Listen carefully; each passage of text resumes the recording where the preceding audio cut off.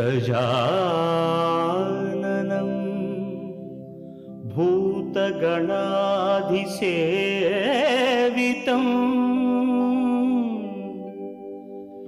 कपित्थजम्बूफलसारभक्षितम्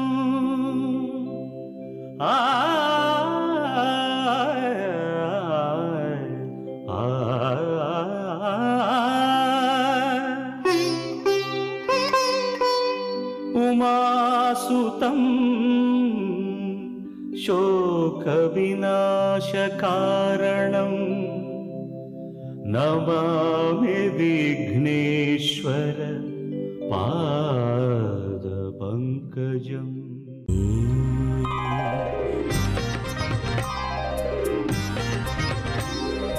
ओम श्रीनिवास ओम श्रीनिवास ओम श्रीनिवास ओम श्रीनिवास நாள்தோறும் உன்னை நான் பாட வேண்டும், நான் பாடவும் தன் அருளாசி வேண்டும். ஏழு ஸ்வரங்களுமே ராகம் இசைத்திடுமே, ஏழு ஸ்வரங்களுமே ராகம் இசைத்திடுமே. ஏழு மலை கரசே ஏழு மலை கரசே ஓம் ஸ்ரீனிவாசா ஓம் ஸ்ரீனிவாசா ஓம் ஸ்ரீனிவாசா ஓம் ஸ்ரீனிவாசா.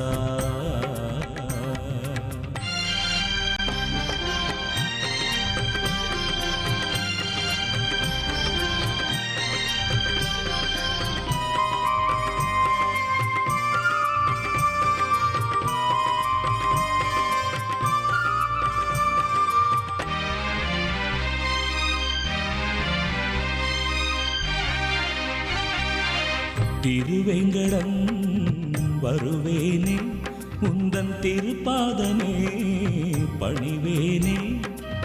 திருவேங்கடம் வருவேனே, உந்தன் திருப்பாதமே பணிவேனே.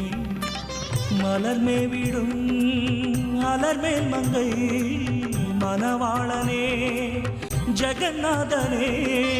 மலர்மே விடும் அலர்மேல் மங்கை மணவாளனே ஜெகநாதனே. அழகான மலைவாசனே ஓம் ஸ்ரீனிவாச ஓம் ஸ்ரீனிவாச ஓம் ஸ்ரீனிவாச ஓம் ஸ்ரீனிவாச.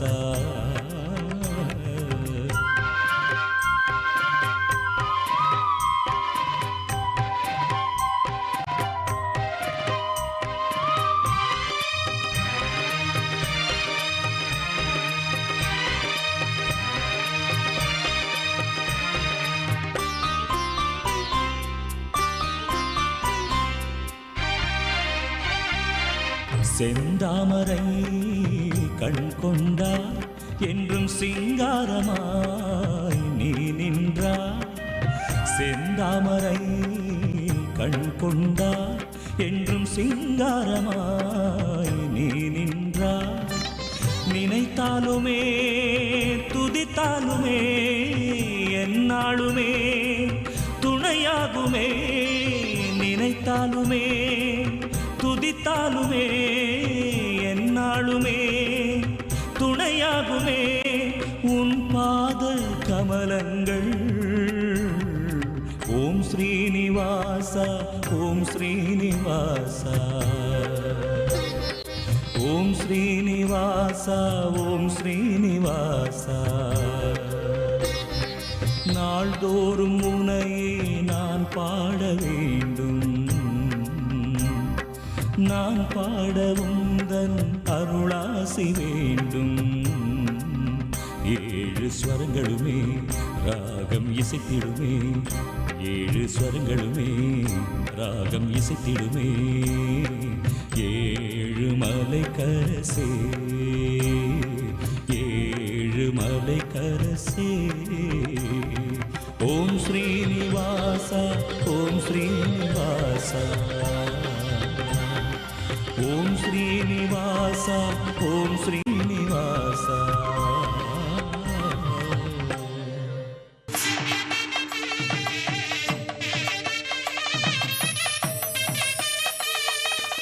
வணக்கம்.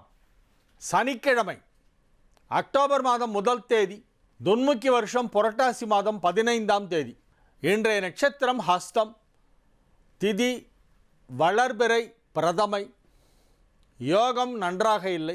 கும்பராசிக்கு சந்திராஷ்டமம். கும்பராசிக்கு இன்று முழுவதும் சந்திராஷ்டமம் இருக்கிறது. நாளை மதியம் 1:44க்கு முடிவடைகிறது. இன்று முழுமையாக கும்பராசிக்கு சந்திராஷ்டம நாள். இன்று நவராத்திரி பூஜை ஆரம்பம். அமாவாசையான மறுநாளிலிருந்து 10 நாட்களுக்கு நவராத்திரி கொண்டாடுவது வழக்கம். இந்த ஆண்டு 11 நாட்கள் கொண்டாடுகிறோம். அக்டோபர் 11ஆம் தேதி விஜயதசமி, அக்டோபர் 10 சரஸ்வதி பூஜை, ஆயுத பூஜை. இன்று முதல் நவராத்திரி பூஜை வீடுகளிலும் கோவில்களிலும் ஆரம்பிக்கலாம். இன்றைய தினம் புரட்டாசி மாதத்து 3வது சனிக்கிழமை. பெருமாள் வழிபாடு செய்வது மிக மிக விசேஷமானது. புரட்டாசி மாதத்திலே 3வது சனிக்கிழமையிலே பெரும்பாலான குடும்பங்கள், யாருக்கெல்லாம் பெருமாள் குலதெய்வமாக இருக்கிறதோ அவர்களெல்லாம் வீட்டிலே புரட்டாசி சனிக்கிழமைக்காக சிறப்பு வழிபாடு செய்வார்கள். சில பேர் மாவிளக்கு போட்டு தீபம் ஏற்றுவாங்க. வீட்டிலே பெருமாள் வழிபாடு செய்வது வழக்கம். பெருமாளுடைய படத்தை வைத்து துளசியிலே விஷ்ணு சகஸ்ரநாம அர்ச்சனை செய்து பெருமாள் சமாராதனை செய்வது வழக்கம். இன்றைய தினம் புரட்டாசி மாதத்து 3வது சனிக்கிழமை. பிரதமைக்கு அதுக்கும் சம்பந்தம் கிடையாது. 3வது சனிக்கிழமை வழிபாடு பண்ணுறது சிறப்பு. இன்றைய தினம் கோவிந்தா கோவிந்தா கோவிந்தா என்று சொல்லி அந்த பெருமாளின் திருநாமத்தை உச்சரித்து பெருமாளை வழிபடுகின்ற நாள். நவராத்திரி பூஜை ஆரம்பிக்கின்ற நாள் இன்றைய தினம். இன்று ஒரு இறை வழிபாட்டுக்குரிய ஒரு முக்கியமான ஒரு நாள். புரட்டாசி மாதத்திலேயே இந்த 3வது சனிக்கிழமை தான் ரொம்ப விசேஷம். இன்றைய தினம் புரட்டாசி மாதத்து 3வது சனிக்கிழமை. நவராத்திரி இன்று முதல் ஆரம்பம். இந்த தடவை நவராத்திரி கூடுதலாக ஒரு நாள் வருவதால் ஒரு சிலர் நாளைய தினம் நவராத்திரி ஆரம்பிக்கிறார்கள். இன்றைய தினத்திற்கான ராகு காலம் காலை 9 மணி முதல் 10:30 மணி வரை. யமகண்டம் மதியம் 1:30 முதல் 3 மணி வரை. குளிகை நேரம் காலை 6 மணி முதல் 7:30 மணி வரை. நல்ல நேரம் என்கின்ற சுபஹோரைகள் காலை 10:30 முதல் நண்பகல் 12 மணி வரை, மாலை 5 மணி முதல் 7 மணி வரை. இன்றைய கிரக நிலவரம்: சிம்மத்தில் ராகு, கன்னியில் சூரியன், சந்திரன், புதன், குரு, துலாமில் சுக்கிரன், விருச்சிகத்தில் சனி, தனுசில் செவ்வாய், கும்பத்தில் கேது. திருக்கோவில்களில் இன்று அனைத்து பெருமாள் கோவில்களிலும் இன்றைய தினம் பெருமாளுக்கு சிறப்பு வழிபாடுகள் நடைபெறுகின்றன. புரட்டாசி மாதத்து சனிக்கிழமையை முன்னிட்டு பெருமாள் கோவிலுக்கு செல்பவர்கள் துளசி மாலை, அலங்காரத்திற்கு தேவையான மலர் மாலைகள் வாங்கி கொண்டு போய் கொடுக்க வேண்டும். திருநெல்வேலி ஸ்ரீ காந்திமதி அம்மன் கோவிலிலே இன்று முதல் 15 நாட்களுக்கு லட்சார்ச்சனை வைபவம் சிறப்பாக நடைபெறுகிறது. நவராத்திரி உற்சவம் பெரும்பாலான கோவில்களிலே இன்றைய தினம் ஆரம்பமாகிறது. ஒரு சில கோவில்களிலே நாளை முதல் ஆரம்பமாகிறது. குச்சனூர் சனி பகவான் சிறப்பு வழிபாடு இன்றைய தினம். ஒரு சிறிய இடைவேளைக்கு பிறகு 12 ராசிகளுக்கான ராசி பலனை பார்ப்போம். மேஷ ராசிக்கு இது ஒரு மகிழ்ச்சியான நாள். நன்மைகள் நடைபெறுகின்ற நல்ல நாள். அசையா சொத்து வாங்கும் வாய்ப்பு சிறப்பாக இருக்கிறது. 6ஆம் இடத்திலே புதன் உச்சமாக இருப்பதால் சிலர் கடன் வாங்கியாவது வீடு வாங்குவார்கள். 6ஆம் இடம் என்பது கடனை உணர்த்துகின்ற இடம். 6ல் புதன் 6க்குடையவன் உச்சமாக இருப்பதால் இப்பொழுது கடன் கேட்டால் கிடைக்கும். ஆனால் தேவை இருந்தால் தான் வாங்கணும். தேவையில்லாமல் கடன் வாங்கக்கூடாது. குடும்பத்தில் மகிழ்ச்சியான சுப நிகழ்ச்சிகளெல்லாம் நடைபெறுகின்ற ஒரு அற்புதமான ஒரு நேரம். மாணவ மாணவியரின் கல்வி முன்னேற்றம் மிக சிறப்பாக இருக்கும். புதன் வலுவாக இருப்பதால் இப்பொழுது நீங்கள் எழுதுகின்ற தேர்வுகளில் எல்லாம் உங்களுக்கு வெற்றி நிச்சயமாக கிடைக்கும். குடும்ப வாழ்க்கை மகிழ்ச்சிகரமாக இருக்கும். ஆரோக்கியம் சிறந்து வழங்கும். தொழில் வளர்ச்சி, பொருளாதார முன்னேற்றம் போன்றவை மிக அற்புதமாக இருக்கக்கூடிய ஒரு நல்ல நாளாக இந்த நாள் விளங்குகிறது. இது ஒரு மகிழ்ச்சியான நாள். நன்மைகள் அதிக அளவிலே நடைபெறுகின்ற ஒரு நல்ல நாளாக இந்த நாள் விளங்குகிறது. ரிஷப ராசிக்கு இது ஒரு மிக அற்புதமான நாள். ராசிக்கு 5ஆம் இடத்திலே புதன் உச்சம் பெற்று இருக்கிறது. மிகச்சிறப்பான நன்மைகள் எல்லாம் நடைபெறும். ராசி அதிபதி சுக்கிரன் 6ஆம் இடமான துலாமிலே ஆட்சி பலம் பெற்றிருக்கிறது. 5ஆம் இடமான பூர்வ புண்ணியஸ்தானம் வலுப்பெற்றிருப்பதால் இப்பொழுது பதவி உயர்வு தேடி வரும். எந்த பதவிகளுக்காக நீங்கள் தேடிக்கொண்டு சென்றீர்களோ அவையெல்லாம் இப்பொழுது உங்களை தேடி வரும். பெருமாள் வழிபாடு இன்றைய தினம் செய்ய வேண்டும். இன்று புரட்டாசி மாதத்தில் வருகின்ற 3வது சனிக்கிழமை. உங்கள் ராசிக்கு 5ஆம் இடத்திலே புதன் உச்சம் பெற்றிருக்கின்ற அற்புதமான ஒரு கிரக அமைப்பு. நினைத்த காரியத்தை வெற்றிகரமாக செய்து முடிப்பீர்கள். எடுத்த காரியம் அனைத்தும் வெற்றி பெறும். குடும்பத்தில் மகிழ்ச்சியான சூழ்நிலை உருவாகும். குடும்பத்தில் உள்ளவர்களுடன் ஏதேனும் கருத்து வேறுபாடு ஏற்பட்டிருந்தால் இப்பொழுது அவையெல்லாம் சரியாகிவிடும். உங்களோடு யாராவது பேசாமல் இருந்தால் இப்பொழுது அவர்கள் மீண்டும் சிரித்து பேசுவார்கள். பகைமை உணர்வு மறைந்து மீண்டும் நட்புறவு மலர்கின்ற அற்புதமான ஒரு நாளாக இந்த நாள் விளங்குகிறது. இன்றைய நாளிலே உங்களுக்கு நல்ல தகவல்கள் வந்து சேரும். மகிழ்ச்சியாக இருப்பீர்கள். உற்றார் உறவினர் நண்பர்கள் சந்திப்பு நிகழும். பொருளாதார நிலையிலே நல்ல வளர்ச்சி ஏற்படும். தனஸ்தானாதிபதியான புதன் 5ஆம் இடமான பூர்வ புண்ணிய ஸ்தானத்திலே உச்சம் பெற்றிருக்கின்ற காரணத்தினால் மகிழ்ச்சியாக இருப்பீர்கள். பொருளாதார முன்னேற்றம் சிறப்பாக இருக்கும். மிதுன ராசிக்கு இது ஒரு மிக மிக அற்புதமான நன்மைகள் நடைபெறும் நல்ல நாள். ராசி அதிபதி 4ஆம் இடத்திலே உச்சம் பெற்றிருக்கிறது. ராசி அதிபதி உச்சம், குருவோடு சேர்க்கை, சூரியன் சந்திரன் புதன் குரு 4 கிரக சேர்க்கை 4ஆம் இடத்திலே ஏற்பட்டிருக்கிறது. சுகஸ்தானம் வலுப்பெற்றிருக்கிறது. வண்டி வாகன யோகம் சிறப்பாக இருக்கும். வீடு வாங்கும் வாய்ப்பு இப்பொழுது மிகச் சிறப்பாக இருக்கிறது. அசையா சொத்து வாங்குவது விற்பனை செய்வது போன்றவையெல்லாம் இப்பொழுது எளிதாக நடந்துவிடும். மிக அற்புதமான நிலையிலே கிரகங்கள் அமைந்திருக்கின்றன. ராசி அதிபதி வலுவாக நாளில் உச்சம் பெற்றிருப்பதால் உங்களது ஆரோக்கியம் சிறப்பாக இருக்கும். தொழில் தொடர்பான அனைத்து முயற்சிகளும் வெற்றி பெறும். தொழில் ஸ்தானமான 10ஆம் இடத்தை சூரியன் சந்திரன் புதன் குரு ஆகிய 4 கிரகங்கள் பார்த்து கொண்டிருக்கின்றன. 7ஆம் இடத்திலிருந்து செவ்வாயும் பார்த்து கொண்டிருக்கிறது. 5 கிரகங்களின் பார்வை 10ஆம் இடத்திற்கு கிடைப்பதால் தொழிலிலே புதிய யுக்திகளை எல்லாம் கையாண்டு தொழிலை விரிவுபடுத்தி வெகு சிறப்பாக அற்புதமாக நீங்கள் வளர்ச்சி அடைவீர்கள். தொழில் வளர்ச்சி, பொருளாதார முன்னேற்றம், குடும்பத்தில் ஒற்றுமை, ஆரோக்கியம் சிறந்து விளங்குதல், பொருளாதாரத்திலே மிகப்பெரிய வளர்ச்சியை எட்டுதல் போன்ற அனைத்தும் நிகழக்கூடிய ஒரு நல்ல நாளாக, மகிழ்ச்சியான நாளாக இந்த நாள் விளங்குகிறது. திருமண வயதில் உள்ளவர்களுக்கு திருமண முயற்சிகள் வெற்றியளிக்கும். மாணவ மாணவியரின் கல்வி முன்னேற்றம் மிகச் சிறப்பாக இருக்கக்கூடிய ஒரு நல்ல நாள். கடக ராசிக்கு இது ஒரு மகிழ்ச்சியான நாள். ராசி அதிபதி சந்திரன் ராசிக்கு 3ஆம் இடத்திலே குரு புதன் சூரியனோடு சேர்ந்திருக்கிறது. குரு சந்திரன் சேர்க்கை 3ஆம் இடத்திலே நிகழ்ந்திருப்பது மிக அற்புதமான ஒரு கிரக அமைப்பு. உங்களது ராசிக்கு 9ஆம் இடம் இப்பொழுது வலுப்பெற்று இருக்கிறது. 9ஆம் இடமாகிய பாக்யஸ்தானம் வலுப்பெற்றிருப்பதால் நல்ல சந்தர்ப்பங்கள் எல்லாம் கிடைக்கும். வாழ்க்கையில் முன்னேற்றம் அடைவதற்கு தேவையான நல்ல வாய்ப்புகள் உங்களை தேடி வரும். நல்ல வாய்ப்புகள் வரும்பொழுது நாம் அவற்றை பயன்படுத்தி கொள்ள வேண்டும். கடவுள் நமக்கு சந்தர்ப்பங்களை உருவாக்கி கொடுப்பார். நல்ல ஆப்பர்ச்சுனிட்டிஸ் நமக்கு கிடைக்குது. நல்ல வாய்ப்புகள், முன்னேற்றத்திற்கான வாய்ப்புகள் கிடைக்கிறது என்றால் அது கடவுளின் அருள். நாம் அதை பயன்படுத்தி கொள்ள வேண்டும். கடவுள் சந்தர்ப்பத்தை தான் உருவாக்குவார். பாக்கெட்டுக்குள்ளே வந்து பணத்தை வைக்க மாட்டார். அந்த சந்தர்ப்பத்தை நாம் பயன்படுத்தி அதன் மூலமாக முன்னுக்கு வர வேண்டும். அத்தகைய அற்புதமான சந்தர்ப்பங்களெல்லாம் உங்களை தேடி வரும். இன்றைய தினம் உங்களுக்கு கிடைக்கக்கூடிய வாய்ப்புகள் அனைத்தும் நல் வாய்ப்புகளாக இருக்கும். மகிழ்ச்சியாக இருப்பீர்கள். திருமண வயதில் உள்ளவர்களுக்கு திருமண முயற்சிகள் எல்லாம் வெற்றி அளிக்கும். திருமணத்திற்கான பேச்சுவார்த்தை இன்றைய தினம் வெற்றிகரமாக நடக்கும். பொதுவாக இந்த நவராத்திரி நேரத்திலே பிரதம, அஷ்டமி, நவமி இதெல்லாம் கூட பார்க்க வேண்டாம்.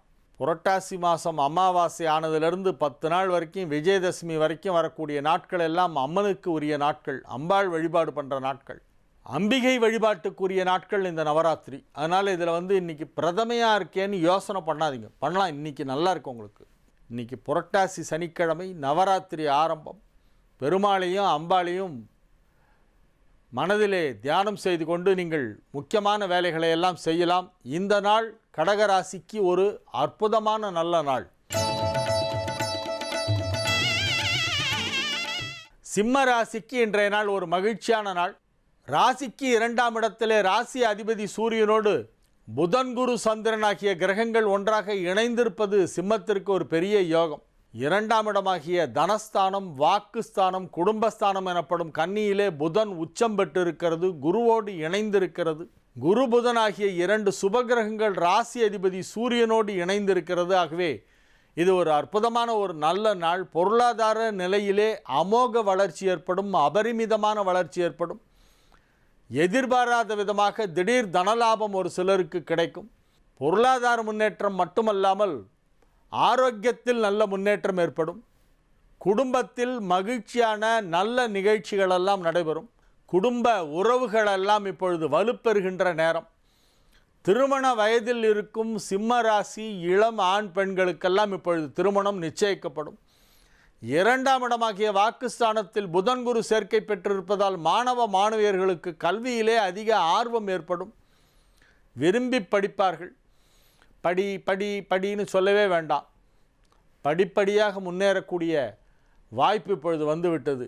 படித்தால்தான் படிப்படியாக முன்னேற முடியும் என்பதை மாணவர்கள் தாமாக உணர்ந்து கொண்டு தமது கல்வி அறிவை வளர்த்து கொள்வதிலே ஆர்வம் காட்டுவார்கள். இன்றைய நாள் மாணவ மாணவியருக்கு மிகச் சிறப்பான நாள். வியாபாரிகளுக்கு அதிக லாபம் கிடைக்கக்கூடிய ஒரு நாள். பெண்கள் குடும்பத்திலே மகிழ்ச்சியான சூழ்நிலையை காண்பார்கள். நன்மைகள் அதிக அளவிலே நடைபெறுகின்ற ஒரு நல்ல நாளாக இந்த நாள் விளங்குகிறது. கன்னி ராசிக்கு இது ஒரு அற்புதமான நன்மைகள் நடைபெறும் நல்ல நாள். வெகு சிறப்பான நிலையிலே கிரகங்கள் எல்லாம் அமைந்திருக்கின்றன. ராசி அதிபதி புதன் ராசியில் உச்சம் பெற்றிருக்கிறது. ஆட்சி பலமும் பெற்று உச்சமும் பெற்றிருக்கிறது. தன் வீட்டிலேயே உச்சம் பெறும் ஒரே கிரகம் புதன் தான்.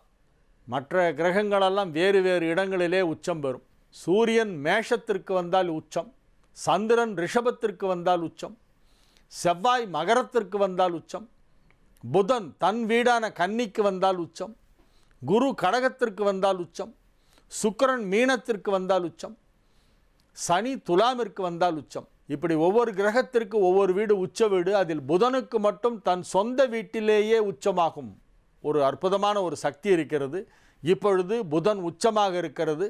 கன்னி ராசிக்கு அதிபதி புதன். புதன் தன் சொந்த வீட்டிலே உச்சம் பெற்றிருப்பதால் கன்னி ராசிக்காரர்களுக்கு மிகப்பெரிய நன்மைகள் நடைபெறும். வாழ்க்கையிலே எதையெல்லாம் சாதிக்க வேண்டும் என்று நீங்கள் நினைக்கிறீர்களோ அவற்றையெல்லாம் இப்பொழுது சாதித்து விடுவீர்கள். உங்களது குறிக்கோள் எதுவோ அதை அடைந்து விடுவீர்கள். உங்களது லட்சியம் நிறைவேறும். உங்களது இலக்கை எட்டி பிடிக்கின்ற அற்புதமான ஒரு நேரம் இது.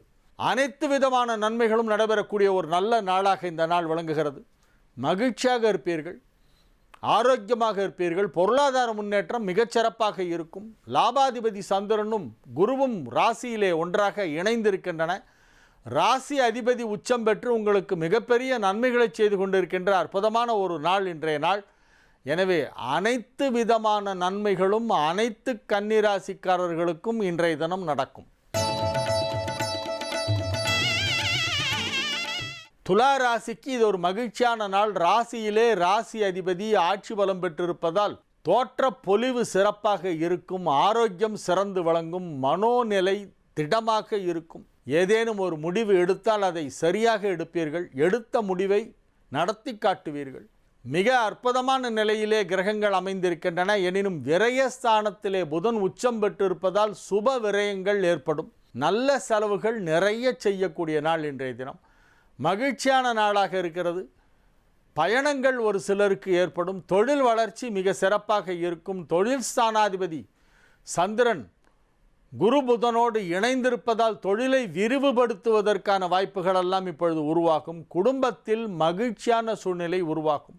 திருமண வயதில் உள்ள துலா ராசியினருக்கு திருமணம் நிச்சயிக்கப்படும். திருமண வயதில் குடும்பத்தில் யாரேனும் இருந்தால் அவர்களின் திருமணத்தை இப்பொழுது வெற்றிகரமாக செய்து முடிப்பீர்கள். நன்மைகள் சற்று அதிக அளவிலே நடைபெறுகின்ற நல்ல நாளாக, மகிழ்ச்சியான நாளாக இந்த நாள் விளங்குகிறது. மாணவ மாணவியர் தங்களது தேர்வுகளிலே, கல்வியிலே அமோக முன்னேற்றம் காண்பார்கள். விருச்சிக ராசிக்கு இது ஒரு மகிழ்ச்சியான நாள். ராசிக்கு 11ஆம் இடத்திலே சூரியன் சந்திரன் புதன் குரு சேர்க்கை ஏற்பட்டிருப்பது விருச்சிக ராசிக்கு ஒரு மிகப்பெரிய நன்மை. பொருளாதார நிலையிலே கணிசமான வளர்ச்சி ஏற்படும் என்று சொல்லலாம். லாபஸ்தானம் வலுப்பெற்று இருக்கிறது. அங்கே லாபாதிபதி புதன் உச்சம் பெற்று இருக்கிறது. ராசிக்கு நன்மை செய்யும் கிரகமான 2, 5 ஆகிய வீடுகளுக்கு அதிபதியான குருவும் புதனும் ஒன்றாக இணைந்திருக்கின்றன.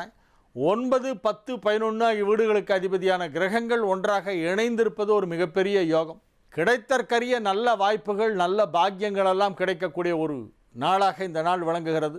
அனைத்து விதமான நன்மைகளும் நடக்கும். இன்றைய தினம் நல்ல வாய்ப்புகள் உங்களை தேடி வரும். அற்புதமான சந்தர்ப்பங்கள் எல்லாம் உருவாகும். வாழ்க்கையிலே மகிழ்ச்சியான நிகழ்ச்சிகள் எல்லாம் நடைபெறும். வாழ்க்கை தரம் உயரும். லைஃப் ஸ்டைலே மாறிடும். பொருளாதார நிலையிலே மிகப்பெரிய ஒரு வளர்ச்சி ஏற்படக்கூடிய வாய்ப்பு இருக்கிறது. நன்மைகள் சற்று அதிக அளவில் நடைபெறக்கூடிய நல்ல நாளாக, மகிழ்ச்சியான நாளாக இந்த நாள் விளங்குகிறது. தனுசு ராசிக்கு இது ஒரு மிக அற்புதமான நன்மைகள் நடைபெறுகின்ற நல்ல நாளாக விளங்கும். ராசிக்கு 10ஆம் இடத்திலே 4 கிரக சேர்க்கை.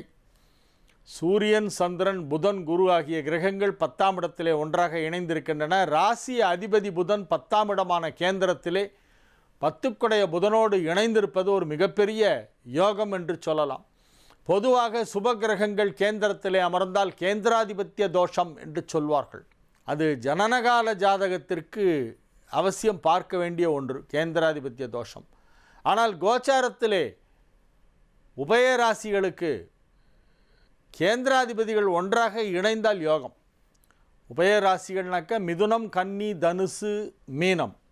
இந்த 4 ராசியிலே பிறந்தவர்களுக்கு புதன், குரு கேந்திரத்திலே சேர்ந்தால் கோச்சாரத்திலே நன்மையைத்தான் செய்யும். இன்றைய தினம் ராசி அதிபதி புதனும் 7, 10 புதனும் ஒன்றாக 10ஆம் இடத்தில் இணைந்திருக்கின்றன. அதில் புதன் உச்சம் பெற்று இருக்கிறது. 9 சூரியனும் அங்கே இணைந்திருப்பதால் தர்மகர்மாதிபதி யோகம் ஏற்பட்டிருக்கிறது. அற்புதமான கிரக நிலவரம் ஏற்பட்டுள்ள மிகச்சிறப்பான ஒரு நல்ல நாளாக இந்த நாள் விளங்குகிறது. நன்மைகள் சற்று அதிக அளவிலே நடைபெறும். தொழில் ரீதியாக ஒரு மிகப்பெரிய ஒரு உச்சத்தை நீங்கள் பார்க்க போகிறீர்கள். உங்களது தொழிலில் உங்களுக்கு இணையாக யாரும் இல்லை என்று சொல்லும் அளவிற்கு நீங்கள் கொடிகட்டி பறக்கக்கூடிய ஒரு அற்புதமான ஒரு நேரம். பொருளாதார முன்னேற்றம், மாணவ மாணவியரின் கல்வி முன்னேற்றம், குடும்பத்தில் அமைதி, ஆரோக்கியம் போன்ற அனைத்தும் சிறப்பாக இருக்கக்கூடிய ஒரு நல்ல நாளாக இந்த நாள் விளங்கும். மகர ராசிக்கு இது ஒரு மகிழ்ச்சியான நாள். 9ஆம் இடத்திலே 9 புதன் உச்சம் பெற்றிருப்பதால் பாக்யஸ்தானம் வலுப்பெற்றிருக்கிறது. 10ஆம் இடத்தில் 10 சுக்கிரன் ஆட்சி பலம் பெற்றிருப்பதால் தொழில் வளர்ச்சி மிகச்சிறப்பாக இருக்கும்.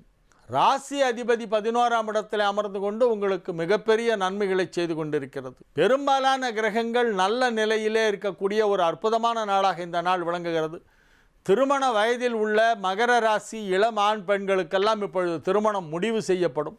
திருமண தேதி, முகூர்த்த நேரம் குறிக்கப்படுகின்ற அற்புதமான நேரம் நெருங்கிவிட்டது. நன்மைகள் சற்று அதிக அளவிலே நடைபெறுகின்ற நல்ல நாள். பொருளாதார நிலையிலே கணிசமான வளர்ச்சி ஏற்படக்கூடிய வாய்ப்பு இருக்கிறது. தொழில் வளர்ச்சிக்கு தேவையான நல்ல வாய்ப்புகள் எல்லாம் தேடி வரும். நல்ல சந்தர்ப்பங்கள் வரும்பொழுது அதை நழுவ விடாதீர்கள். உங்களை தேடி வரும் நல் வாய்ப்புகளை எல்லாம் பயன்படுத்தி கொள்ள வேண்டும். இன்றைய தினம் இது ஒரு நல்ல நாள், மகிழ்ச்சியான நாள். கும்பராசிக்கு இன்றைக்கு சந்திராஷ்டமம் இருக்கிறது. எனவே இறை வழிபாட்டில் கவனம் செலுத்துங்கள். அந்த பெருமாளின் திருநாமத்தை உச்சரித்து கொண்டிருக்க வேண்டும். இன்றைய தினம் இறை வழிபாட்டிலே கவனம் செலுத்துங்கள். இன்று புரட்டாசி மாதத்தில் வரும் 3வது சனிக்கிழமை. எனவே பெருமாள் வழிபாடு செய்ய வேண்டும். பெருமாளை வழிபட்டு கொண்டிருங்கள். இன்றைய நாள் உங்களுக்கு தீமை இல்லாத நாளாக இருக்கும். மீன ராசிக்கு இது ஒரு மிகச்சிறப்பான நன்மைகள் நடைபெறும் நல்ல நாளாக விளங்குகிறது. உங்கள் ராசிக்கு நன்மை செய்யும் கிரகங்கள் அனைத்தும் கேந்திர ஸ்தானங்களிலே இருக்கின்றன. உங்கள் ராசிக்கு நன்மை செய்யும் கிரகங்கள் குரு, புதன், சந்திரன், செவ்வாய். குரு, புதன், சந்திரன் 7லே ஒன்றாக இணைந்து விட்டது. ஒன்றா இருக்கு 7ஆம் இடமான கன்னியிலே. செவ்வாய் 10ஆம் இடமான கேந்திரத்திலே இருக்கிறது. அனைத்து நன்மை செய்யும் கிரகங்களும், அனைத்து கேந்திராதிபதிகளும், திரிகோணாதிபதிகளும் 2 கேந்திரங்களுக்குள் தங்கி இருக்கின்ற அற்புதமான ஒரு கிரக அமைப்பு. இது ரொம்ப ரொம்ப அபூர்வமான ஒரு கிரக அமைப்பு என்று சொல்லலாம். மிகவும் அபூர்வமான கிரக அமைப்பு. 3 திரிகோணாதிபதிகள், 4 கேந்திராதிபதிகள் எல்லாமே 7, 10க்குள்ள அடங்கிடுது. இது ஒரு ரொம்ப விசேஷமான ஒரு கிரக அமைப்பு. மிகப்பெரிய நன்மைகளை நீங்கள் வாழ்க்கையிலே இப்பொழுது பார்க்க போகிறீர்கள். மிகப்பெரிய வெற்றிகள் எல்லாம் உங்களுக்கு கிடைக்கப் போகின்றன.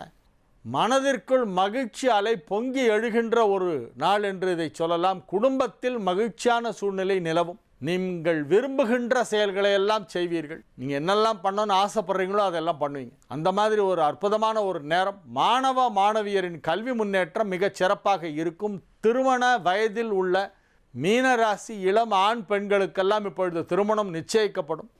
மாலை சூடும் மணநாள் நிச்சயிக்கப்படும். மகிழ்ச்சியான சூழ்நிலையிலே குடும்பம் இருக்கும். நீங்கள் பணிபுரியும் இடத்திலே உங்களுக்கு பதவி உயர்வு தேடி வரும். வெகு சிறப்பான நன்மைகள் நடைபெறக்கூடிய நல்ல நாளாக, பொருளாதார நிலையிலே கணிசமான முன்னேற்றம் ஏற்படக்கூடிய ஒரு நாளாக இந்த நாள் விளங்கும். ஜீ தமிழ் தொலைக்காட்சி நேயர்களுக்கு வணக்கம். ஒளிமயமான எதிர்காலம் நிகழ்ச்சி மூலமா ஓம்காரம் பகுதியில் சந்திக்கிறதுல சந்தோஷம். உங்களுடைய வாழ்க்கையில் ஏற்படும் பிரச்சனைகளுக்கு தீர்வு காணவும், மென்மேலும் வளர்ச்சி பெறவும், ஜாதக ரீதியான சந்தேகங்களுக்கு விடை காணவும் யோக ஆஞ்சநேயர் சக்தி பீடம், அனுமன் உபாசகர் ஜோதிட சிம்மம், திருவல்லிக்கேணி சுவாமி கண்ணன் பட்டாச்சாரியா சப்தரிஷி வாக்கியம் மூலம் உங்களுடைய பிரச்சனைகளுக்கு தீர்வு சொல்லுவார். வணக்கம் சுவாமிஜி. நாராயண. சுவாமிஜி, இன்றைய தினம் எப்படி இருக்கு? என்னென்ன பூஜைகள் நம்ம செய்யலாம்? என்னென்ன ஆன்மீக குறிப்புகள் இருக்குன்னு சொல்லுங்க சுவாமிஜி. திரௌதத்மார்த்தாதிகம் கர்ம நிகிலம் ஏன சூத்ரீதம் தஸ்மை சமஸ்த வேதார்த்த விதே விகணசே நமஹ. வக்ரதுண்ட மகாகாயா சூரியகோடி சமப்பிரபா நிர்விக்னம் குருமே தேவா சர்வகாரேஷு சர்வதாம். யோகப்பட்டேன பத்தாங்கம் திரிநேத்திரம் சாந்த விக்கிரகம் தியாயே சமஸ்த தோஷக்னம் பாதாத்மஜ மகல்மஷம். ஜெயந்தி மங்களாகாளி பத்ரகாளி கபாலினி துர்காஷமா சிவாதாத்ரி ஸ்வகாஸ்வதா நமோஸ்துதே. குரு பிரம்மா குரு விஷ்ணு குருதேவோ மகேஸ்வரக குரு சாட்சாத் பரம் பிரம்மா தஸ்மை ஸ்ரீ குரவே நமக. அஸ்மத் குருபியோ நமக விகணச மகா குரவே நமக. அனுமன் சுவாமிகள் ஆசிகளுடன். மங்களகரமான துர்முகி வருடம் புரட்டாசி மாதம் 15ஆம் தேதி 1/10/2016 சனிக்கிழமையான இன்று பல நல்ல ஜோதிட ஆன்மீக விஷயங்களை பார்க்கலாம். இந்த நவராத்திரி விரதத்தை பற்றி 2 நாளாக தொடர்ந்து சொல்லிட்டு வந்துட்டுருக்கோம். இப்போ இந்த 2வது நாள் வந்து புல்லாங்குழல் வாசிக்கிறத பற்றி ரொம்ப சொல்லுவாள், விசேஷம்னுவான். இன்றைக்கி வந்து அம்பாளை வந்து இப்போ அந்த 4 வயசு குழந்தைய உட்கார வச்சு கல்யாணியாக தியானம் பண்ணி, இன்றைக்கி அம்பாள் வாராகி ரூபத்தில் வந்து யுத்தத்துக்கு கிளம்புறதா ஒரு ஐதீகம். அந்த குழந்தைய கல்யாணியாக பாவித்து நமஸ்காரம் பண்ணி உங்களுக்கு வந்து இனிப்புகள்லாம் கொடுத்து உபச்சாரிகாது பாத்தியார்க்கியங்கள்னு சொல்லுவாள், அம்பாளுக்கு சமர்ப்பித்து இன்றைக்கி விசேஷமாக கொண்டாடுவாள். இன்றைக்கி வந்து வாத்தியங்களில் வீணை விசேஷம். ஒரு விஷயம் பாருங்கள், இந்த நவராத்திரியில் நல்ல பாடல்கள் புல்லாங்குழல் வீணை மிருதங்கம் இதை பயன்படுத்துகிறா. ஒரு ராகத்தை பாட சொல்கிறா. அதே மாதிரி பார்த்தீங்கன்னா இந்த கோலம் போகிறதுல கூட இன்றைக்கி வந்து மலர்களால் கோலம் போகிறது விசேஷம்வா. நீங்கள் சாதாரணமாக உங்களுக்கு தெரியும், கேரள பக்கங்களில் பார்த்தீங்கன்னா பூக்களால் அலங்காரம் பண்ணுவாள், பூக்கோலம். அந்த மாதிரி மலர்களால் கோலங்கள் போகிறது விசேஷம்வா. அம்பாலை செண்பகப்பூ மறுவாலை இன்றைக்கி அர்ச்சிக்கிறது ரொம்ப விசேஷம். வாராகியை பற்றி உங்களுக்கு தெரியும், சத்துருக்களை வந்து அழிக்கக்கூடிய அற்புதமான சக்தி வாராகிக்கு உண்டு. உங்களுக்கு வந்து வாராகிக்கு சத்துருக்களை அழிக்கக்கூடிய அற்புத சக்தி உண்டு. வாராகி நிறைய உண்மந்த வாராகி, சொப்பன வாராகி, இப்படி நிறைய சொல்வாள். இதில் இந்த வாராகிக்கு இருக்க தன்மைன்னு பார்த்தீங்கன்னா முக்கியமான சக்தி சத்துருக்களை அழிக்கிறது, பதவி பலம் பெற்றுக் கொடுக்கறது. இன்றைக்கி அம்பாளை வந்து காம்போதி ராகத்தால் பாடி பூஜிக்கிறதும், வீணை வாசித்து அம்பாளை சந்தோஷப்படுத்துறதும், அதேமாரி குழந்தை 4 வயசு குழந்தைய உட்கார வச்சு கல்யாணி ரூபமாக இருந்து அவங்க குழந்தைய வேண்டிய அந்த தாம்பூலங்கள்லாம் கொடுத்து உபசரித்து அம்பாளை வந்து குழந்தை ரூபத்தில் பூஜிக்கிறதும் மகத்தான பலன் கொடுக்கும்னு சொல்லுவாள். பொதுவாக குழந்தைகளை பூஜை பண்ணும்போது 4லேருந்து 10 வயசுக்குள்ளே இருக்க குழந்தைகளை தான் நவராத்திரியில் கொஞ்சம் சிறப்பாக சொல்கிறா. ஆனால் வேறு சில பூஜைகள்லாம் உண்டு. குமாரி பூஜைகள்லேயும் உங்களுக்கு தம்பதி பார்வதி பரமேஸ்வரனா தம்பதி பூஜையும் சுவாசினி பூஜையும் இன்னொரு சந்தர்ப்பத்தில் சொல்கிறோம். சுவங்களி பூஜை அதை பற்றியெல்லாம் இன்னொரு சந்தர்ப்பத்தில். இன்றைக்கி 3வது நாள் நம்ம செய்யக்கூடிய பூஜையை பற்றி பேசிகிட்ருக்கோம். இந்த பூக்கோளம் போகிறதுனால அந்த வீட்டில் ஒரு சுகந்தம் கிடைக்கும், வீட்டில் இருக்கக்கூடிய மன வருத்தங்கள்லாம் மறையும். சிலர் வீடுகளில் கூட ஜலத்தில் பூக்களை போட்டு வைக்கிற வழக்கங்களை பார்த்துருப்பீங்க. அந்த மாதிரி இந்த பூக்களுக்கு ஒரு அற்புதமான தன்மை உண்டுன்னு சொல்லுவாள். அதனால் இன்றைக்கி கட்டாயம் 3வது நாள் அன்றைக்கி தொடர்ந்து முதல் நாள் 2வது நாள் சொன்னோம். 3வது நாள் அன்றைக்கி வீணை வாசிக்கிறதும் காம்போதி ராகத்தை பாட சொல்லி கேட்குறதும், அம்பாளோட ஸ்துதிகளை சொல்கிறதும், அம்பாளை வந்து வாராகி ஸ்வரூபமாக நமஸ்காரம் பண்ணி பூஜிக்கிறதும், கேசரி உங்களுக்கு தெரியும், உங்களுக்கு இந்த கோதுமை ரவையில் இனிப்பு பண்ணுவான். கேசரி கோதுமை ரவையை உடைச்சி இனிப்பு பண்ணுவான். அது பண்ணுறதும் பண்ணி காராமணி சுண்டல் பண்ணி நைவேத்தியம் பண்ணுறதும் 3வது நாள் அன்னைக்கு ரொம்ப சிறப்பானது. இப்போ நீங்கள் ஒரு விஷயம் என்னென்னா, ஒரு நாள் முன்னால் நாங்கள் சொல்லிகிட்டே வரோம். அது ஏன் ஒரு நாள் முன்னே சொல்கிறோம், 2 நாளைக்கு முன்னே சொல்கிறோன்னா, அப்போ தான் கேட்குறவா செயல்படுத்த முடியும். ஒருவேளை இன்றைக்கி காலம்புற சொல்கிறோன்னா சாயந்தரமே செயல்படுத்த முடியாது இல்லையா? அதுக்காக ஒரு நாள் முன்னே சொல்லிட்டு வரோம். அதனால் நவராத்திரியோட 3வது நாளோட சிறப்பை பற்றி இப்போ நம்ம பேசிகிட்ருக்கோம். சாதாரணமாக அம்பாளோட உபாசனை இருக்கிறவா நவாவரண பூஜை பண்ணுவா. சில பேர் கணபதி தர்ப்பணம் இருக்குது, அதை காலம்புற வெளில கணபதி தர்ப்பணம் பண்ணுவா. தேவி மகாத்மியை பாராயணம் பண்ணுவா. ஆனால் எப்படி இருந்தாலும் அஷ்டமி அன்னைக்காவது இந்த தேவியை கொண்டாடுறது ரொம்ப முக்கியம். நவராத்திரியில் அஷ்டமி அன்னைக்காவது தேவியை கொண்டாடணும். இந்த தேவி மகாத்மியத்தில் படிக்கும்போது பார்த்திங்கன்னா, மகிஷாசுர வதத்தை விட உங்களுக்கு வந்து ரத்த பீஜ வதத்தை பற்றி இன்னும் சிறப்பாக சொல்கிறான். மகிஷாசுர வதத்தை விட ரத்த பீஜ வதத்தை பற்றி சிறப்பாக சொல்கிறான். அந்த அம்பாளோட பெருமைகளை நீங்கள் அந்த தேவி பாகவதம் படித்து அதேமாரி தேவி மகாத்மியத்தை படிச்சுட்டே இருந்தீங்கன்னா அதில் அம்பாளோட பெருமைகள் நிறைய தெரியும். அதனால் நம்ம யதாசக்தி ததாபலம். இப்போ இன்றைக்கி வந்து முத்தோ இல்லை தட்டை பவளமோ தானம் பண்ண விசேஷம்னு சொல்கிறா. முத்து தட்டை பவளம் தானம் பண்ண வசதி இல்லைன்னா இந்த சொன்னப்பட்ட இந்த மாதிரி எளிய, இப்போ நம்ம ஆற்றுல வந்து பாட்டு தெரிஞ்சவா காம்போதி ராகத்தில் பாடுறானா, இன்னும் அதுக்கு பெரிய செலவு கிடையாது. அதேமாதிரி வீணை வாசிக்க தெரிஞ்சவாள் ஒரு நாள் எங்கள் ஆற்றுல வந்து வாசிக்கணும்னு சொன்னால், ஏன்னா இப்போ தான் நம்ம வந்து பார்த்திங்கன்னா இந்த வீணை வாசிக்க தெரிஞ்சவா, பாட்டு பாடுறவா, புல்லாங்குழல் வாசிக்கிறவாலாம் வாய்ப்பை கேட்டு காத்துட்ருக்கான். இந்த அற்புதமான கலைகள் வந்து மறைஞ்சு போச்சு, நமக்கு ஒன்றுமே தெரியல. புல்லாங்குழல் வாசிக்கிறதுனா அதை கிருஷ்ண பகவான் வாசித்த புல்லாங்குழலை பற்றி நம்ம கேட்டிருக்கோம். ஆனால் 2வது நாள் புல்லாங்குழல் வாசிக்கணுன்றதை பற்றி ஞாபகம் கொலு வைக்கிறோம், சுண்டல் பண்ணுறோம், அதோடு முடிஞ்சு போச்சு. எதுக்கு சொல்கிறேன்னா, கிருஷ்ண பகவான் வந்து புல்லாங்குழல் வாசிக்கும்பொழுது பசுமாட்டோட கண்ணுகள்லாம் காதை ஆட்டுறதுக்கு கூட மறந்து போய் ரம்யமாக கேட்டுதுன்னு உங்களுக்கு அவள் சொல்கிறான். அப்படியேப்பட்ட ஒரு அற்புதமான புல்லாங்குழலை மறந்துட்டோம். அதேமாரி சரஸ்வதி கையில் இருக்கிற வீணையை சரஸ்வதி கிட்டேயே கொடுத்துட்டோம். அதனால் அந்த வித்தைகள்லாம் கற்றுண்டவாளுக்கு, அந்த கலையை கற்றுண்டவாளுக்கு கற்றுன்ற கலையை வெளிப்படுத்த வாய்ப்பு இல்லாமல் இருக்கான். இந்த புல்லாங்குழலும் இந்த வீணையோ நம்ம பாரம்பரியமான மிருதங்கமோ நம்ம பாரம்பரியமான விஷயங்களை நம்ம நிறைய மறந்துட்டோம். இன்னும் சொல்லிட்டு போகலாம், தார தப்பட்ட முதல் கொண்டு. ஆனால் நமக்கு அதனோட மதிப்பு தெரியல, நம்ம மறந்துட்டோம் தான் சொல்ல முடியும். அதனால் இந்த மாதிரி நல்ல நாட்களில் அந்த மாதிரி சொல்கிறவாளை வர சொல்லி, அவள் ஒன்றும் பெருசாக பணம் கேட்க போகிறதில்ல.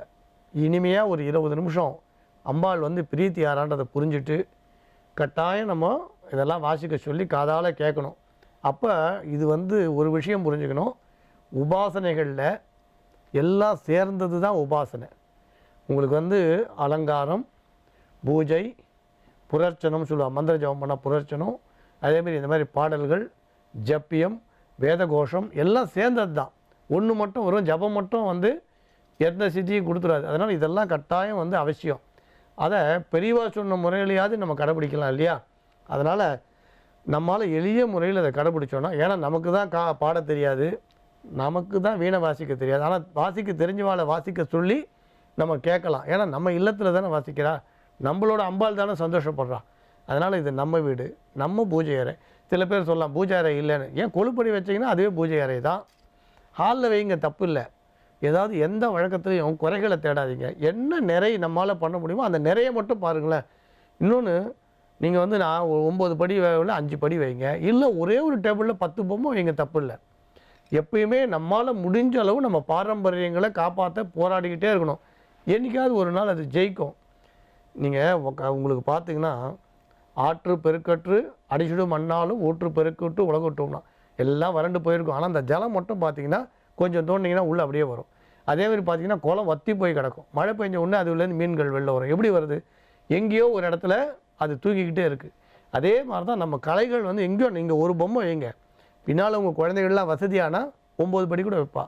அதனால் வசதி இல்லைன்னா கூட எளிய முறையில் இந்த பூஜைகளை வந்து சம்பிரதாயங்களை கொண்டாடணும், நிறுத்தவே கூடாது. யாருமே எங்கள் காலத்தில் வந்து ஒரு பாட்டு பாடுறீங்களா, பாட தெரிஞ்சவா பாட மாட்டேன்னு சொல்லவே மாட்டான். ஒரு பாட தெரிஞ்சவா 10 பேர் ஆற்றுக்கு போனால் கூட பாட தயாராக இருப்பாள். கலை வந்து ஒரு அற்புதமான விஷயம் இல்லையா? அதுவும் இந்த மாதிரி நவராத்திரி மாதிரி காலங்களில் சொல்லும்பொழுது கட்டாயம் தட்டாமல் செய்வா. அதனால் நம்மளால் முடிஞ்ச அளவு. அப்போ கோதுமை ரவா கேசரி பண்ணுறது ஒன்றும் பெரிய செலவு இல்லையே. நீங்கள் ஆழாக்கு பண்ணுங்கள். ஏன் 10 கிலோ பண்ணுறீங்க? ஒரே ஒரு ஆழாக்கு பண்ணி நைவேத்தியம் பண்ணுங்கள், ரொம்ப எளிய முறையில் தான் சொல்கிறோம். அதுமாதிரி மறு என்ன உங்களுக்கு வந்து பார்த்தீங்கன்னா ஒரு கட்டு மறு 10 ரூபா இல்லை 20 ரூபா, அவ்வளோதான். 20 ரூபா கொடுத்து மறு வாங்கி அம்பாளுக்கு சமர்ப்பிங்களே. லலிதா சகஸ்ரநாமம் பண்ணல, லலிதா அர்ச்சனை பண்ணுங்கள், அதுவும் முடியாது. ரொம்ப எளிய முறையில் 16 நாமாவளி சொல்லுங்களேன். அதனால் பெருசாக பண்ண முடியலனா கூட எளிமையாக பண்ணுங்கள். சுவாமி எப்படி குசேலன்கிட்டேண்டு அந்த 2 பிடி அவளுக்கு ஒரு அற்புத பலன் கொடுத்தாரு. 3வது பிடி கூட சாப்பிடலை, பலன் கொடுத்தாரு இல்லையா? அதே மாதிரி ஒரே ஒரு நெல்லிக்காவை போட்டவர் அந்த அயாசகன்ற பிராமணருக்கு ஆதிசங்கரர் தங்க நெல்லிக்காவை மகாலட்சுமி வச்சு பொழிய வைக்கலையா? அந்த மாதிரி நாம் செய்கிற சின்ன சமர்ப்பிக்கிறதுக்கு சுவாமி வந்து பெரிய பலனை கட்டாயம் கொடுப்பார். அதனால் நம்ம இந்த நவராத்திரி பூஜையை, இந்த 3வது நாள் பூஜையை சுவாமியை நம்பிக்கையோடு செய்யுங்க. அம்பாளை நம்பி செய்யுங்க. கட்டாயம் வந்து தடைகள் விலகும். நம்புங்கள், நல்லதே நடக்கும்.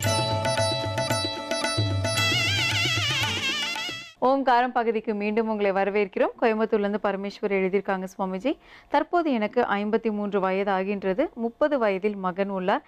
கடந்த 25 ஆண்டுகளுக்கு முன் நான் என் மன வாழ்க்கையை மிக கொடூரமான நஷ்டத்தையும் தோல்வியும் சந்தித்தேன். விசாரித்து பெற்றோர் முன் நின்று நடத்திய திருமணம் பொய்த்து போனது. என் கணவர் பெரும் குடியையும் சூதாட்டத்தையும் துணை கொண்டு என்னையும் என் மகனையும் கைவிட்டு விட்டார். திருமண நகைகள் அனைத்தையும் சூதாட்டத்தில் இழந்தார். நான் வாழாமல் நிரந்தரமாக தாய் வீடு தங்க நேரிட்டது. அப்போது என் கையில் நடக்கும் நிலையில் ஒரு மகனும் கருவில் ஒரு குழந்தையும் இருந்தது. எங்கள் இருவருக்கும் உணவு கல்வி கொடுத்து அம்மா உதவ வேண்டிய நிலையில் நான் அந்த சூழ்நிலையில் இருந்தும் சுயநலத்தோடும் இன்னொரு குழந்தை பாரம் என கருதி கருவில் அந்த குழந்தையை கொன்றுவிட்டேன். நான் ஒரு கொலைக்காரி. தற்போது 30 வயது மகனுக்கு மனம் முடித்து 7 வருடங்களாக குழந்தை பாக்கியம் இல்லை. இந்த பாவத்தை தீர்க்க நான் என்ன பரிகாரம் செய்ய வேண்டும் என்று சப்தரிஷி வாக்கியம் மூலம் நீங்கள் தான் கூற வேண்டும் ஐயா. நான் வந்து சிசுவத்தி பண்ணிட்டேன், அதனால தான் வந்து என்னுடைய மகனுக்கு இதுவரைக்கும் குழந்தை பாக்கியம் இல்லையா அப்படின்னு சொல்லி கேட்டிருக்காங்க. அப்படி இருந்தால் அந்த பாவத்தை தீர்ப்பதற்கு என்ன மாதிரியான பரிகாரம் நான் செய்யணும்னு கேட்டிருக்காங்க சுவாமிஜி. இப்போ சப்தரிஷி வாக்கியப்படி உங்களுக்கு என்ன பரிகாரம் வந்திருக்குன்னு பார்க்கலாம்.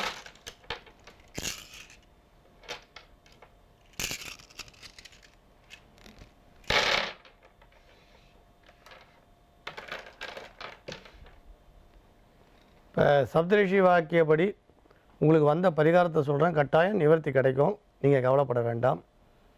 உங்களோட பையனுக்கும் ஆண் சந்ததி பிறக்கும். உங்கள் வம்சம் நல்ல முறையில் இருக்கும், நீங்கள் பயப்படாதீங்க. ஆனால் ஒரு விஷயம் என்னென்னா, இந்த மாதிரி சிசுகத்தி வந்து நம்ம சாஸ்திரம் ஏற்றுக்காத ஒரு விஷயம். விஞ்ஞானம் ஒத்துருக்கு, சட்டம் ஒத்துருக்குலாம், சாஸ்திரம் ஏற்றுக்கலை.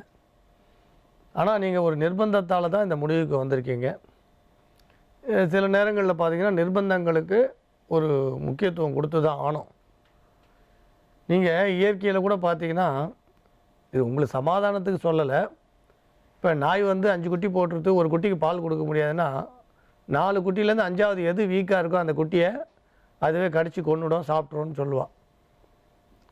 அது என்ன காரணம்னா, மீதி 4 குட்டியை காப்பாற்ற வேண்டிய நிர்பந்தம் அந்த நாய்க்கு வருது, பூனைக்கு வருதுன்ற. அப்போ நாய் பூனைகள் மாதிரி மிருகங்கள் இந்த மாதிரி இருக்கலாம். மனிதர்கள் இதை ஒத்துக்கலைனாலும் உங்களோட நிர்பந்தம் புரியுது. ஒரு சந்தர்ப்பம், சூழ்நிலை, நிர்பந்தம். அதனால் நீங்கள் செய்தது சரின்னு சொல்ல வரல, இருந்தாலும் பிராய்ச்சித்தம் உண்டுன்னு சொல்கிறோம். பிராய்ச்சித்தமே இல்லாதது வந்து நம்ம தர்மத்தில் எதுவுமே கிடையாது. எப்போ வந்து ஒன்று நிகழ்ந்தது தவறுன்னு புரிஞ்சுட்டோமோ அதுவே ஒரு பெரிய பிராய்ச்சித்தம் தான். ஒரு விஷயத்தில் வந்து நடந்த தவறை புரிஞ்சுட்டோம்னா பிராய்ச்சித்தம் தான். அதேமாதிரி சுவாமி திருவடியை சரணடைகிறவாளுக்கு காக்காசுரனுக்கு கூட ராமர் வந்து கட்டாயம் அனுகிரகம் பண்ணலையா? காக்காசுரன் வந்து சரணாகதி அடைஞ்ச உடனே, இந்திரனோட பையன் காக்காசுரன் சரணடைஞ்ச உடனே ராமர் வந்து அனுகிரகம் பண்ணாமையாக விட்டுட்டார். அதேமாதிரி சுக்ரீவன் வந்து நம்பிக்கை துரோகம் பண்ணி தரேன்னு சொல்லிட்டு போய் அங்கேயே உட்காந்துருக்கான், வரவே இல்லை. ராமர் காத்துக்கிட்டே இருக்கார், நம்பிக்கையோடு வரணும்னு வரல. ஆனால் கோபத்தோடு போன லட்சுமணன் ராமர் பார்த்தீங்கன்னா அந்த ராமர்கிட்ட சரணம் அடைஞ்ச உடனே லட்சுமணனும் கோபத்தை விட்டார், ராமரும் கோபத்தை விட்டார். சுக்ரீவனுக்கு மறுபடியும் அனுகிரகம் பண்ணலையா? ஏன்னா பெரியவாளோட கோபங்கள்லாம் வந்து ஜலத்துக்கு மேலே வர நீர்க்குமிழி மாதிரி உடனே மறைஞ்சிடும். நம்ம சுவாமிகிட்ட சரணடைய வேண்டியது தான் முக்கியம். நீங்கள் சரணம்னு சொல்லிட்டீங்கன்னா அவர் ரட்சிப்பார். அதனால் எந்த பிரச்சனைகளுக்கும் சுவாமிகிட்ட சரணடையும் போது கட்டாயம் பரிகாரம் உண்டு. பாபங்கள்லாம் நம்ம செய்யலைன்னா தேவர்களாக இருப்போம். மனிதர்களாக பிறக்கும்பொழுது தான் பாபங்களை செய்கிறோம், இல்லைன்னா நம்ம தேவர்கள் ஆகிடுவோம்.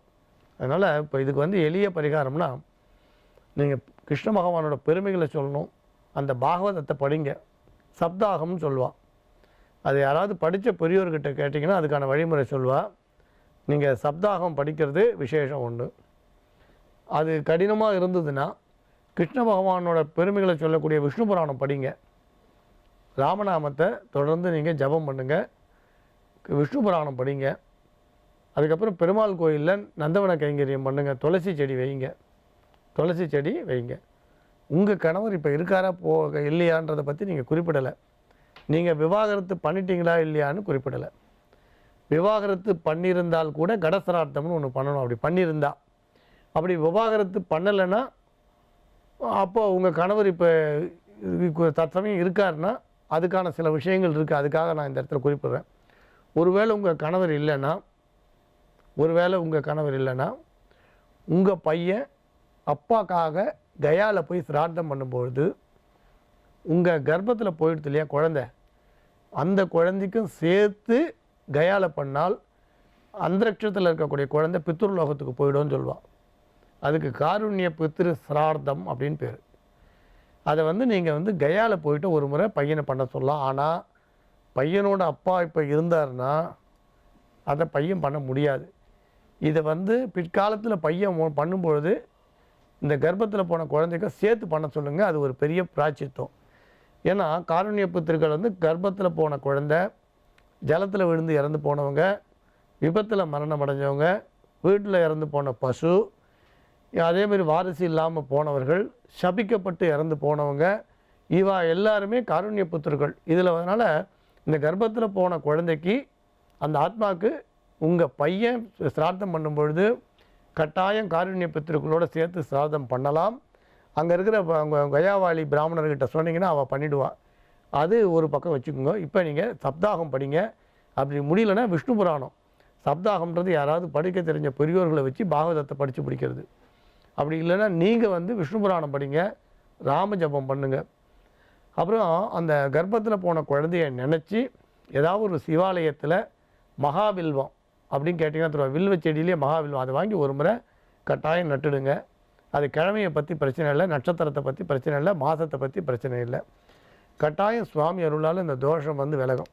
விலகாத தோஷம் எதுவுமே கிடையாது. விடியாத இரவுன்னு எதுவும் கிடையவே கிடையாது. அதனால் இதை மட்டும் செய்யுங்க. நீங்கள் ஒரு கொலைகாரின்ற நினைப்போடலாம் இருக்க வேண்டாம். ஏன்னா ஏதோ ஒரு சந்தர்ப்பத்தில் உங்களை அறியாமல் நேர்ந்த நிகழ்வுக்கு முழுமையாக நீங்கள் மட்டும் குற்றவாளியாக ஆகவே முடியாது.